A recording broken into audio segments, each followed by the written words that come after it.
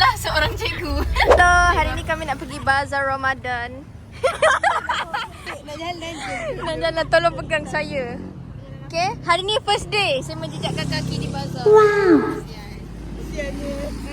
Dah 2 hari saya tak duduk. Ada bazar. Ada, tapi aku tak pergi. Aku masak. Bismillahirrahmanirrahim. Mana cepat lari. Tengok ragu-ragu. Tak ada kereta. Balik sini kali.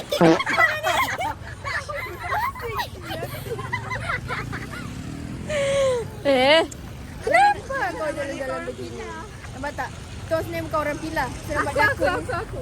Ni budak Wirajaya. Mari belakang tu. Alah, malulah. Malulah pula. Kau malu ke dengan aku?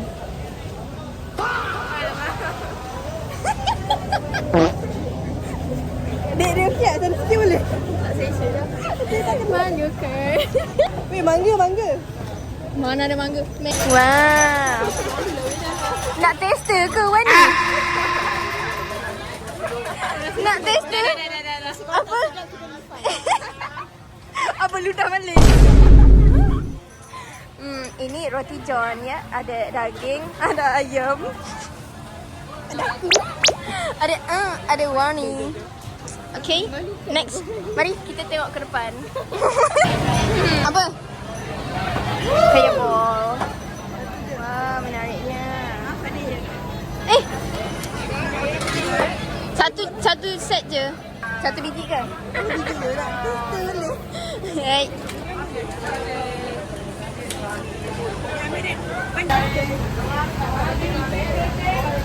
Kereta.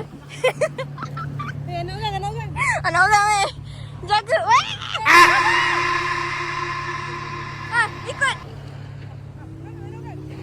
Anak itik towi di dalam kolam. Ayam. Lauk buka.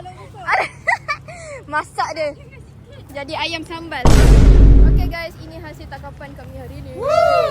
Tengok apa yang korang beli. Itu. Itu dan ini roti john. Okay, sekejap guys, berat lah. Kami menuju ke kereta untuk pulang ke rumah. Tapi kita nak kena hantar ni ke anak Atta ni? Balik kampung terus. Okay, betul. Bagus. Kenapa?